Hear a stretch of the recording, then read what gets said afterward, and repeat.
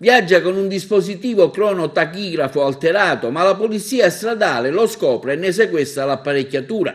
Un mezzo pesante dedicato al trasporto merci è stato fermato e sottoposto a controllo nei giorni scorsi da parte di una pattuglia della sezione della polizia stradale di Agrigento lungo la strada statale 118 nei pressi del comune capoluogo della provincia.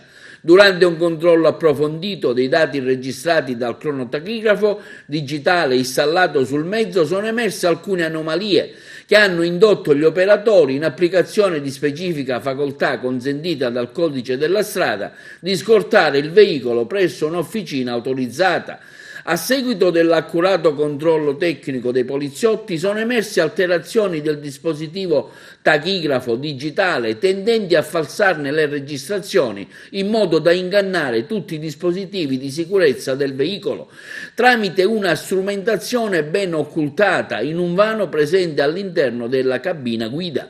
L'intero dispositivo veniva così azionato mediante un telecomando. Al conducente del mezzo è stata irrogata conseguentemente una sanzione amministrativa di circa 1.700 euro, con la decurtazione di 10 punti patente e il ritiro immediato della stessa ai fini della sospensione da 15 giorni a 3 mesi. L'impianto di alterazione è stato così smontato e sottoposto a sequestro amministrativo. Al titolare dell'azienda di autotrasporto è stata fatta una sanzione di circa 800 euro.